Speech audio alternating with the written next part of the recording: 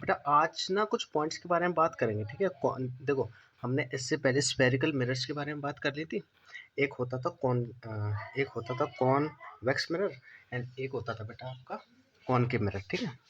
तो हमारे पास ये दो टाइप के मिरर्स थे। आज हम इन पे ना कुछ पॉइंट्स होते हैं बेटा, ठीक है। उन पॉइंट्स के बारे में बात करेंगे, ठीक है। देखो पहले तो मैं इसे अच्छे से बना देता हूँ। ये कौन सा है? Concave mirror, okay. ये कौन सा है? Convex, okay. चलो,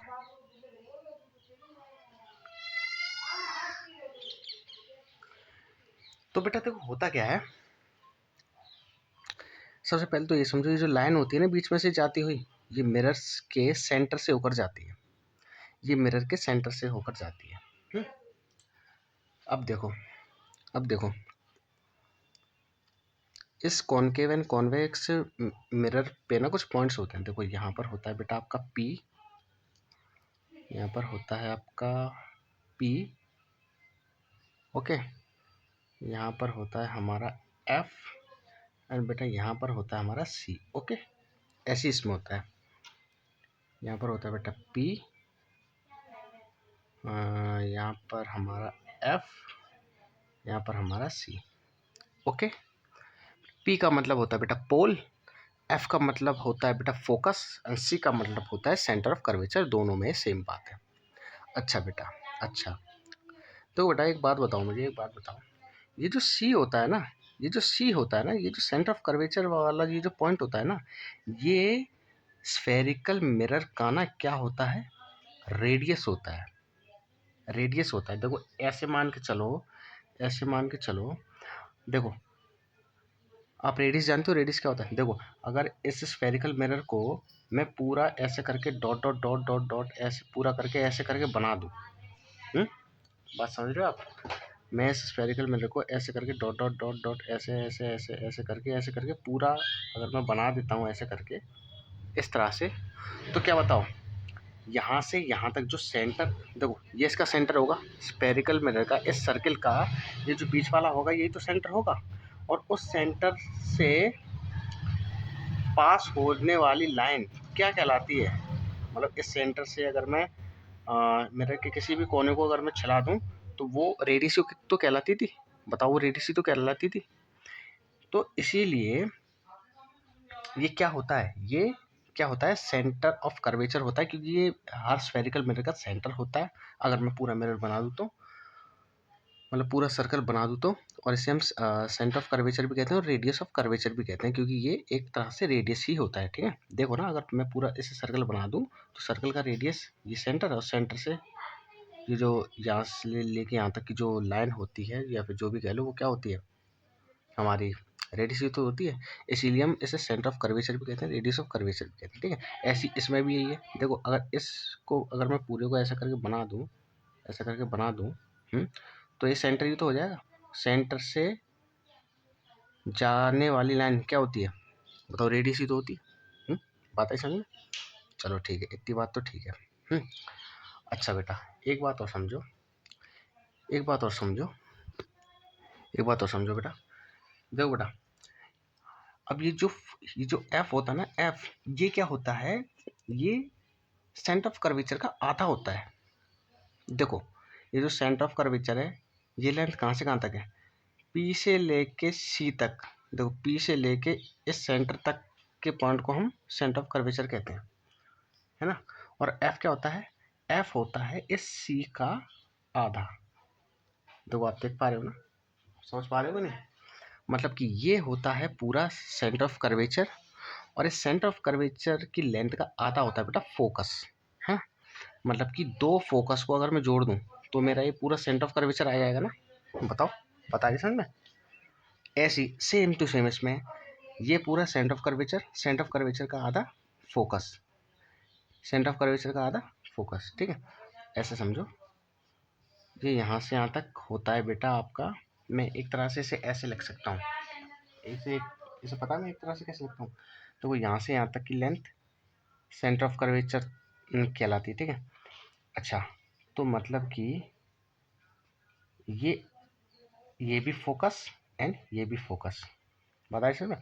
मतलब कि देखो यहाँ से यहाँ तक की लेंथ फोकस एंड यहाँ से यहाँ तक की लेंथ फोकस, और दो फोकस को जब ऐड करते हैं तो मुझे सी मिलता है। तो मुझे क्या मिलता है, सी बराबर क्या है, देखो सी है क्या, एक तरह से दो लेंथ ही तो है, ये दोनों लेंथ ही तो है। तो मैं क्या करूँगा, एफ प्लस एफ कर दूंगा, तो मेरा क्या आ जाएगा, 2f आ जाएगा बेटा।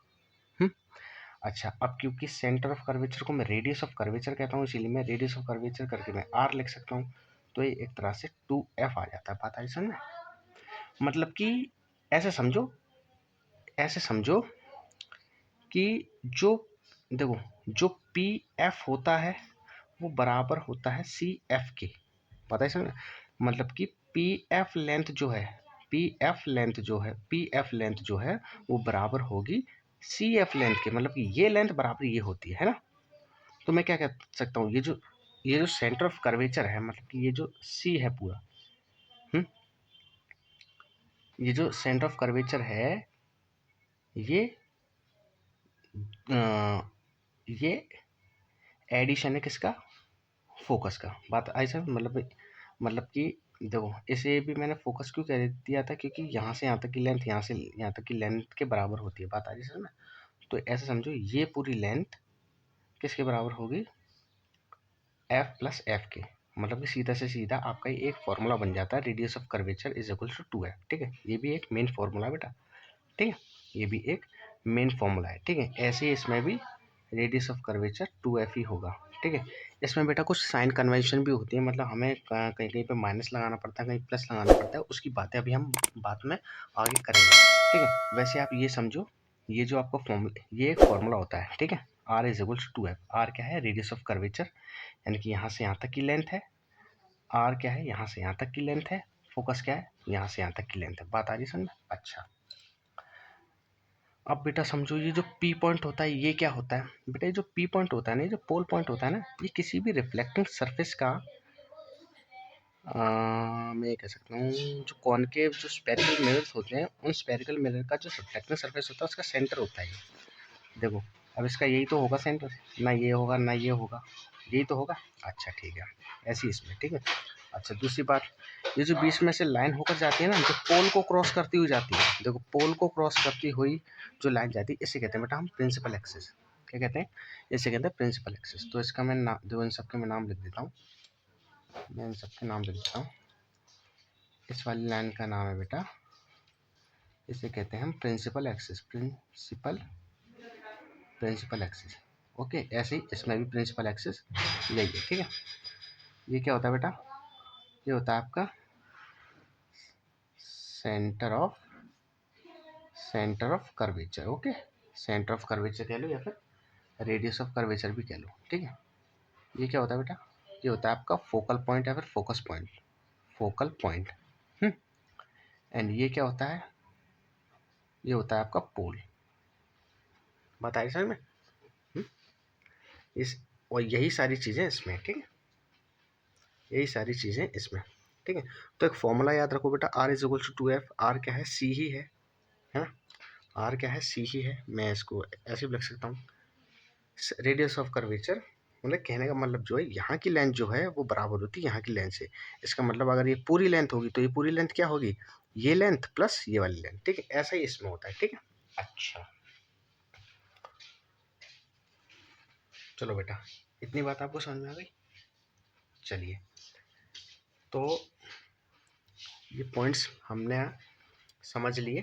ठीक है, अब बेटा कुछ रूल्स के बारे में बात कर लेते हैं, कुछ रूल्स के बारे में बात कर लेते हैं। ये चीज़ आपको अच्छे से समझ में आनी चाहिए, बहुत मेन है, क्योंकि न्यूमेरिकल होंगे अब इससे आगे, है ना, क्योंकि क्या होंगे, न्यूमेरिकल्स होंगे इसके आगे। चलो बेटा, एक बार मैं और रिवाइज करवा देता हूँ। देखो ये जो लाइन होती है जो पोल को काटती हुई जाती है दोनों मिरर के, इस लाइन को कहते हैं प्रिंसिपल एक्सिस। और ये जो पोल होते हैं, ये जो पॉइंट्स होते हैं ना पी, ये क्या होते हैं, किसी भी सरफेस के, मतलब कि किसी भी स्पेरिकल मिरर्स के जो सेंटर होता है ना, ये वाला सेंटर नहीं, यहाँ से अगर सेंटर देखो, अगर जैसे जैसे मेरे पास देखो, मेरे पास देखो, मैं आपको बताता हूँ बेटा, फॉर एग्जाम्पल मेरे पास ये कोई ढक्कन है, ठीक है। अब अगर इसे मैं यहाँ से काट देता हूँ, यहाँ से काट दूँ बीच में से, तो मुझे क्या मिलेगा, कुछ ऐसा शेप ही तो मिल जाएगा। तो वहाँ से ये जो ये वाला पॉइंट होगा ना, जहाँ से प्रिंसिपल एक्सिस क्रॉस कर दिया, उस पॉइंट को क्या कहते हैं, पोल कहते हैं, ठीक है। बताइए बेटा, समझे। और फिर आता है बेटा फोकस, ठीक है। फोकस क्या होता है, पोल और एफ के बीच की जो लेंथ होती है ना, उसे क्या कहते हैं, फोकल पॉइंट कहते हैं, फोकस पॉइंट भी कहते हैं। अभी बातें करेंगे, ठीक है। अभी देखो, अभी आप सिर्फ ये समझो, इन तीनों पॉइंट्स को समझ लो। ये होता है पोल, ये होता है फोकस, एंड ये होता है सेंटर ऑफ कर्वेचर, ठीक है। इनमें से ये दो चीज़ें भी समझ लो। सेंटर ऑफ कर्वेचर होता है इतना, यहाँ से यहाँ तक का, ठीक है। और जो फोकस होता है ना, वो क्या होता है, यहाँ ये प्लस ये, ठीक है। यानी कि सेंटर ऑफ कर्वेचर किसके बराबर होता है, 2f के। मतलब कि ये जो पूरी लेंथ है, ये किससे मिलकर बनी है, इस लेंथ प्लस इस लेंथ को प्लस करके, ये लेंथ प्लस ये लेंथ पूरी बन गई है, ठीक है। यानी कि इस पूरी सी का आधा क्या होता है, इस पूरी सी का आधा होता है बेटा एफ, ठीक है। सी का आधा होता है एफ, ठीक है। इतनी बात आपको समझ में आई नहीं आई। चलिए अब आगे चलते हैं। तो बेटा ये जो कुछ पॉइंट्स हैं, मैंने ये जो तीनों पॉइंट्स हैं, मैंने एक तरह समराइज करके यहाँ पे लिख दिए हैं। अगर एग्जाम में पूछ लेता है तो आप कुछ इस तरह से आप लिख सकते हो, ठीक है। स्क्रीनशॉट ले लो या फिर इन्हें लिख लो, ठीक है। जब भी मैं पढ़ाया करूँ, कॉपी पेन लेकर बैठा करो, ओके। चलो अच्छा बेटा, अब बात कर लेते हैं